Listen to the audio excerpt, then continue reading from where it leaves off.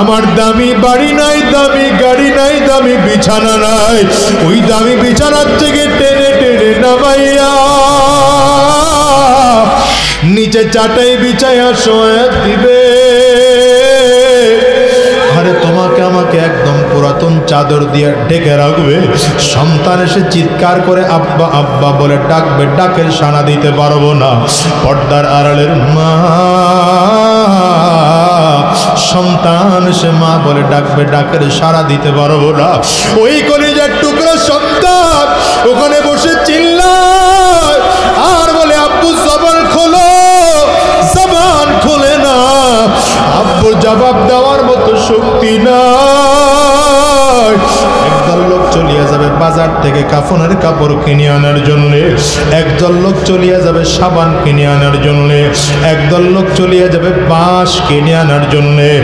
বাজার থেকে বাঁশ কাটিয়া আরে কাঁচা বাঁশগুলো দিয়া কবরের মধ্যে সুন্দর করে কবর খনন করিয়া তোমাকে আমাকে বাগানের কিনারা নিয়ে গোসল করায় 3টা কাপড় দিয়ে প্যাকেট করবে। একটা মাথার মধ্যে বাঁধিবে, আর একটা কোমরে বানার, একটা পায়ের মধ্যে বান্ধিয়া জানাজাটা কমপ্লিট করাইয়া 3 জনের ধরাধরি করিয়া লাশ কবরের মধ্যে নিয়ে নামাবে। আরে দুনিয়ার যুবক, যদি চোখে পানি না আসে কান্নার বান্দরে মালিকের কাছে মাপ চাও। আরে কবরের মধ্যে লাশটা যখন নামাবে, পায়ের বান খুলে, মাথার বান খুলে, মাজার বান খুলে দেবে। ও দুনিয়ার যুবকেরা, একটা একটা করে বাঁশ বিছায়া চাটাই দিতে আরম্ভ করবে। মাটির চাকাগুলো দে, তোমার আমার কবরটা অন্ধকার হইয়া যায়। আল্লাহ, সবাই ঘরে গিয়া বাতি জ্বালাবে। তোমার আমার কবরে কেউ বাতি দিবে না। কোন দুনিয়ার তালে পড়ে আমার মালিক রে ভুলে গেছো, কবরের আযাবের কথা ভুলে গেছো রে যুবক। দুনিয়াকে একটু ভালো, দুনিয়ার তামাশায় পড়ে আমার মালিক রে ভুলে গেছো। ওই কবর বড় ভয়ঙ্কর। কবরে রেখে আসলে পরে কবর কিন্তু বারবার বারবার করে ডাক দেয়, আনা বাইতুজ জুলমা, আনা বাইতুল ওয়াহদা, আনা বাইতুত তুরাব। আমি বড় একাকীর ঘর, আমি বড় অন্ধকার ঘর। আমার কাছে সাথী নাই, বাতি নাই, দুনিয়ার কোনো কিছুই নাই। আমি শুধু চিনি আমল। ভালো আমল করে যদি আসতে পারো, আমি কবর ভালো আচরণ করব। আর যদি ভালো আমল করে আসতে না পারো, কবল পোড়ার দল। আমি কবর 2 দিকের মাটিগুলো একত্রিত হইয়া এত জোরে চাপ মারব, একটা পাজরের হাড্ডি আর একটা পাঁচজাই নিয়ে পৌঁছাইয়া দেব। ওরে দুনিয়ার যুবক, দুনিয়ার আগুনের মধ্যে তাকানো যায় না। দুনিয়ার আগুন এক মুহূর্তের জন্য সহ্য করা যায় না। আমার গুনাহের কারণে কবর আগুন ধাউ ধাউ ধাউ ধাউ করে জ্বলতেছে। আমার মালিকের কাছে কি মাপ চাইতো মনে চায় না। ওরে দুনিয়ার যুবক রে, কেমনে দুনিয়ার থেকে বিদায় নিবি রে ভাই? কবর থেকে চলে যাওয়ার পরে কত বছর থাকা লাগবে কারণ জানা নাই। ওই কবরের আযাবের কোনো পাত্তা নাই। আরে দুনিয়ার মুসলমানেরা, এরপরে হাসরের ময়দান। হাসরের ময়দানটা আরো ভয়াবহ অবস্থা। হাসরের ময়দানে মানুষ দেখবে মাথার সূর্যের মধুমার উপরে সূর্যের তাপের কারণে মাথার মগজগুলো ভাতের মারের মতো ভালকাইতে থাকবে। ওদিকে আমার মালিক জালালিয়াত, জাব্বারিয়াত আর কাহারিয়াতের কণ্ঠে ডাক দেয়, লিমানিল মুলকুল ইয়াউম। আমার মালিক বলবেন, আজকের দিনের বাদশাহী কার? মানুষ সেদিন কথা বলতে পারবে না। মানুষগুলো এমন পাগল হয়ে যাবে, ডানেও তাকিয়ে দেখবে জাহান্নামের আগুন, বামেও তাকিয়ে দেখবে জাহান্নামের আগুন, সামনেও তাকিয়ে দেখবে জাহান্নামের আগুন, পেছনেও তাকিয়ে দেখবে জাহান্নামের আগুন। ঘুরিম ঘুরিম আওয়াজ, মানুষগুলো পাগল পাড়া হইয়া দৌড়ায়। আর কাছে যাবে বলে, সবাই তো ইয়া নাফসি বলে চিল্লায়, সব নবীরা ইয়া নাফসি বলে চিল্লায়। হঠাৎ করে দেখবে কোথা থেকে যেন একটা আওয়াজ আসতেছে, রব্বি হাবলি উম্মতি,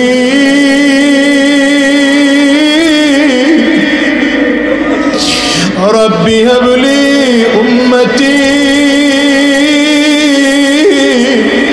আল্লাহ আমার উম্মত রে বাঁচাও, আমার উম্মত রে বাঁচাও। ওটার কারো আওয়াজ নয় রে যুবক, ওটা আমার নবীর আওয়াজ। আরে আমার নবীরে যদি এখন থেকে সন্তুষ্ট করে বিদায় হইতে না পারো, ওই কবর বড় ভয়ঙ্কর।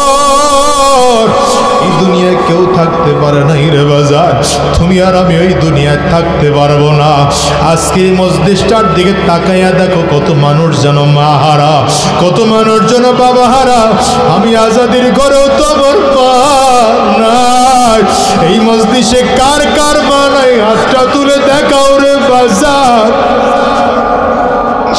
কার কার বাবা নাই,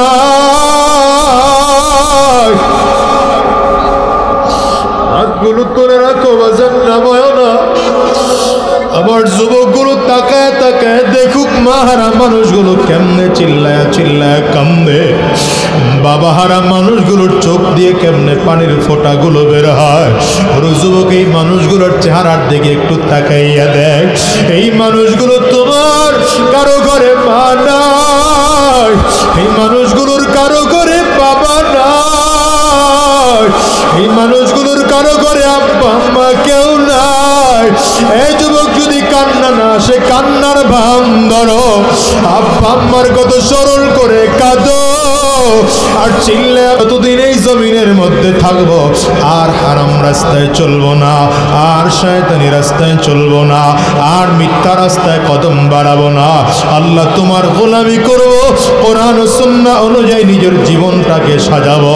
কারা কারা তৈয়ার আছো বাজার, দুইটা হাত উঁচা করে আমার আল্লাহরে দেখা, চিল্লাইয়া ডাক দাও আল্লাহ।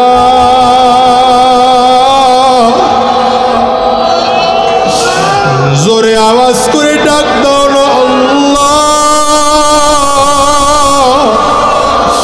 যদি চোখে পানি না আসে, কান্নার বান্দরে ডাক দাও।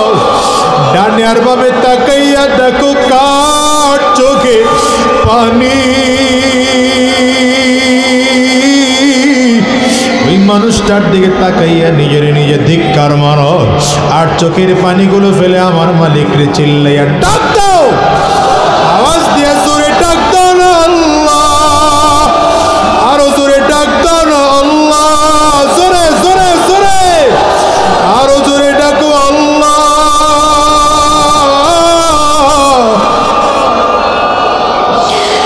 ও দয়ার মালিক,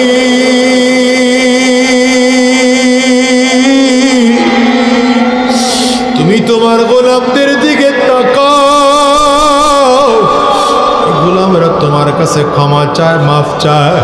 আল্লাহ তুমি মাফ করে দাও, মাফ করে দাও। আল্লাহ আর হারাম রাস্তায় চলবো না, আর শয়তানি রাস্তায় চলবো না, আর হারাম রাস্তায় কদম বাড়াবো না। কোরআন ও সুন্নাহ অনুযায়ী নিজের জীবন চালাবো।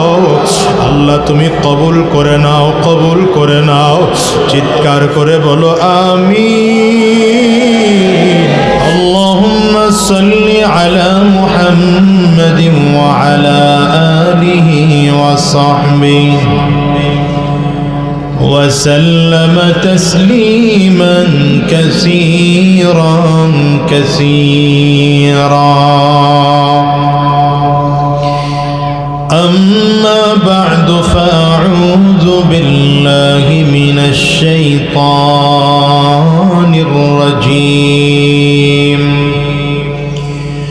بسم الله الرحمن الرحيم. يا أيها الذين آمنوا اتقوا الله وكونوا مع الصادقين.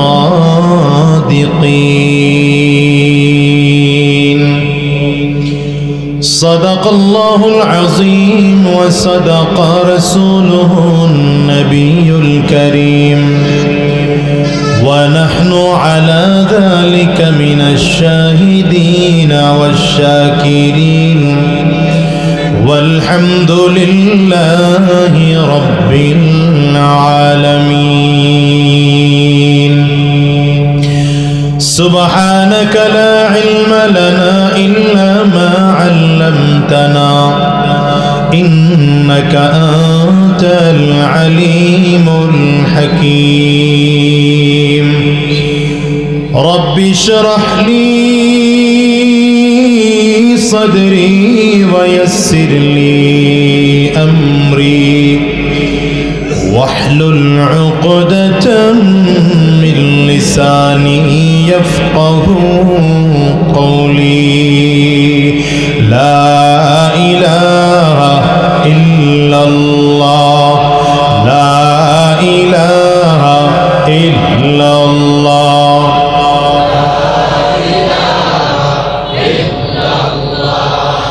لا إله إلا الله এই আওয়াজে জিকির করলে তো কলব সাফ হওয়ার কথা না। জিকির হলো রূহের খোরাক। বলেন কিসের খোরাক? আওয়াজ দিয়ে জোরে বলেন। জিকির কিসের খোরাক? রাসূলুল্লাহ সাল্লাল্লাহু আলাইহি ওয়াসাল্লাম বলেন লিকুল্লি শাইইন সিকালাতুন ওয়া সিকালাতুল কুলুবি যিকরুল্লাহ। প্রত্যেকটা জিনিস জং ধরে গেলে পরিষ্কার করার একটা যন্ত্র আছে। মানুষের কলবের মধ্যেও যখন ময়লা ধরে যায়, জং ধরে যায়, এই জং পরিষ্কার করার যন্ত্র হলো মাওলানা পাকের জিকির। বলেন কার জিকির? এই জন্য বলেছি জিকির হলো রূহের খোরাক। বলেন জিকির কিসের খোরাক?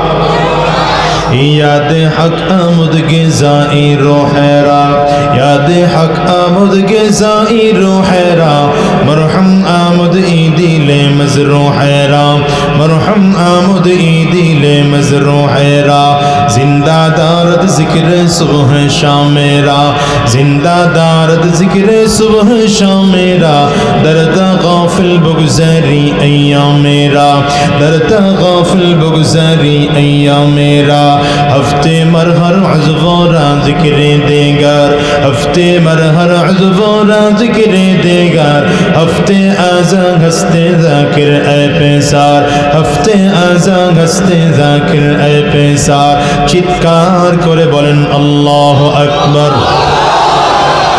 आरो जोरे ज़बान खोले बोलें अल्लाह अकबर कभी देर कभी